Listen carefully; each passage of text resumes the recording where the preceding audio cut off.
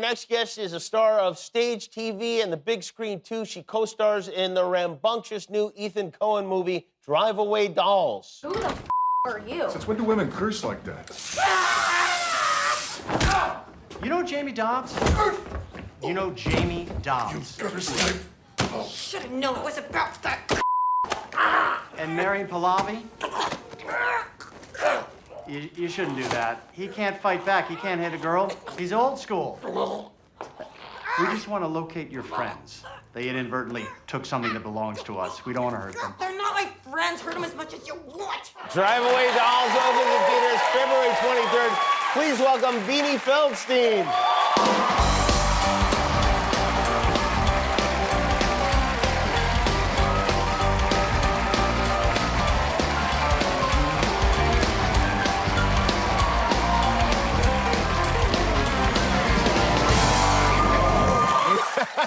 It seemed like you were actually killing that man.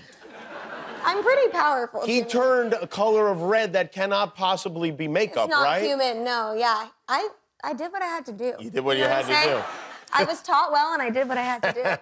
I don't know if you're aware of this. You probably are, but our mothers are friends. Our moms are full besties, Yeah, they are. And my wife is in love with your mother's coconut cake on a level that's, like, not human. She called me about it on the way Is that right? Yeah. Your mom's an amazing baker. Yeah, she is, but I've never had her coconut cake because I don't love coconuts. So that's probably why. But I feel like she's been holding back on us. I think you got to give it another try. My mother told me you were on the show before I knew you were on the show. It's very sweet. She goes, "Oh, Beanie's on the show in a couple of weeks." I was like, "Oh, I haven't heard that." And then, like, a week later, I look at the schedule, like, "Oh, yeah, she is on the show." She's like, "Yeah, I know, I told you that." I told you so. That's what my mom would say. Yeah, it's kind of odd, isn't it? It is very funny. My mom's back there. She sends her love. Oh, she is? They all work right. on a beautiful nonprofit together, and it's all very That's lovely. right. They work at a charity called Your Mom Cares, right? Yeah. Exactly. Our moms really care. Enough to send maybe a little too much. Yeah, maybe a little too much. She's like, "I could come with you to Jimmy if you wanted me to." I'm like, yeah, okay. How are you doing? Are you enjoying this time of year? Do you like it? I'm good. I'm happy to be here and be with you all, and I'm happy to congratulate you on hosting the Oscars. Oh, thank you very much. I appreciate that. And, you know, I have to tell you... I'd forgotten about that. I'm glad you mentioned that. I should probably prepare. A little something behind the eyes there.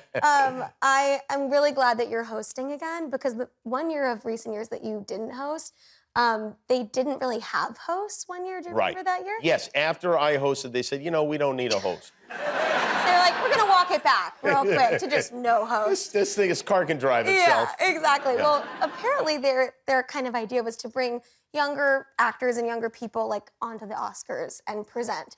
And so they very kindly, right after Booksmart, asked me to be one of those people. And I was really nervous and really excited. You know better than anyone. It's the Oscars. Right, yeah, sure. And last minute, they had to scrap for time the thing I was supposed to present. So they were like, "You're just going to present Mindy Kaling." And I was like, beautiful. I can walk out there and say, "This is Mindy Kaling. She's a queen. Here you go." This is the thing that they do. People don't know this behind the scenes, but as the show goes, like, if you're in the last hour of the show, whatever it was they were planning to do with you is going to get canceled. Yeah. Yeah, and you just have to read a name. You just gotta go. Right. So that's my job, and I'm like, okay, I'm just gonna go. And I'm waiting backstage. There's a countdown on the clock of, like, how long we have left of the commercial break before I go out there. And there's a wall of Oscars next to me. They're just staring at me. And I'm about to step up. I step up, and I was wearing a halter dress, Jimmy, and the entirety of my halter dress just came undone. And there's like 20 seconds on the clock left before I go out there. And thank God there was a friend behind me. She yanks it up. I was like, the last thing I need is, like, a low-hanging Jewish breast on the Oscars. Like, it's not what we need, Jimmy. Certainly not your first time up there, you know? And the Oscars were staring at me. The judgment was really flowing from them. And thank God she got it back. But thank God you noticed. I guess... There was no way not to notice. Yeah.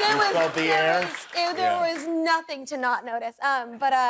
Yeah, thank God I worked it out. But I'm really glad you're back. Yeah, no, I think that would be embarrassing, but also you'd be in all the montages, you know, for the many years Till the end of time. It would have Great been... moments from the Oscars. Yeah. Beanie really went out there. She really did something. Of all the jobs that you've done, I know you do a lot of variety in your work. What is the thing that you're most excited about? Grey's Anatomy. Grey's Anatomy. Yeah, I had a guest star role that I forced myself into on Grey's Anatomy. How did you force yourself into it? Well, it came out when I was 12, and it was like all that mattered to me on this earth, basically, since then, and I'm now 30.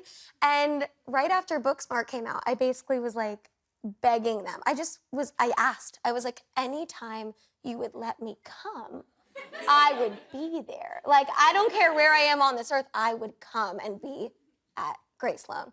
So they finally wrote me on, and I was so grateful, and I got to play a patient masquerading as a doctor. So it's like a little bit of both, best of both worlds. But I ran around like a chicken with my head cut off. I was like, I was here, I was there, I was on Meredith's house, I was touching everything. And then they were like, they really got into it because they were like, someone's excited Someone's finally excited to be here, yeah. Someone's really excited to be here. They're like, have you met this girl, Beanie? She's nuts. And so they call one guy, like, he's like, Beanie, come here. And I was like, okay. And I like go over, and they open the door, they're like, come in. And I walk in, and it was just a wall of prosthetic heads of every single person that has ever had a surgery on the show. I think I was on season 16, so it had been forever, right? They saved the heads. They save all the heads. And they were like, name them. They just sat back, they were like, name them. And I was like, that's Henry, and that's Jane Doe, and that's Miranda, and that's Meredith. And they said I knew everyone better than anyone they'd ever seen. And then there was also a fridge in the headroom. There was also a fridge in there, and I opened the fridge, and they were like, what's in there? And I was like, cream cheese and jelly? And they were like, that's how we make the babies look like they were just born. We make them into bagel babies. And I was like, where am I? So that was my favorite job I've ever had. That's pretty good. Wow, that's a lot of enthusiasm. You know, Obsessed. I cried full tears. In most situations where a man brings into you a room full of heads, that would be an alarming thing. But instead, I was just like... For you, it was a dream come true. Best moment of my life. Speaking of, like, best moments of your life, I don't know, to me, like, the Coen brothers are, like, some of the greatest directors of all time. And to be in Ethan Coen's movie... Is this a situation where you even, like, know what the movie's about before you say yes? It was, I mean, I think every actor has the Coen brothers on their bucket list. Yes. And so to get an email like, do you want to audition for a role in Ethan Coen and his wife Trisha's movie? It's like, you don't even read it. You don't care if it's a tree in the background, like you just say yes. And I got on Zoom, it was a Zoom audition. Wow. I got on Zoom, and the character I was reading for was named Jennifer, and she's a cop. She's an officer of the law. As you can see, she kicks real butt. Yeah. And so I get on the Zoom, and we do the Zoom, and then 2 or 3 days later, they were like, you got the role of Jennifer. And I was, as you said, like, just once in a lifetime opportunity to play, like, one of those real characterful roles that he writes, like those true, honest-to-God characters. And then a few months later, I get a call from the costume designer when we're about to start, and she's like, so for the character of Suki, I was thinking X, Y, or Z, and I was like, oh my God, did they, like, change me to a different role? Like, there was no Suki in the script. So I talked to Ethan, he's like, yeah, you know, I just don't look at you and see Jennifer. And so I changed your name to Suki Schenkelman. And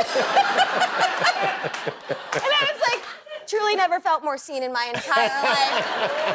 I was like, Officer Suki Schenkelman is definitely more correct than Jennifer. And Ethan saw that in me, and I'm very congratulations on all your dreams coming true at such a young age. Ethan Coen and Grey's Anatomy, you can't, Beanie Feldstein, everybody. Drive Away Dolls opens in theaters February 23rd. Thank you, Beanie. We'll be back with Michael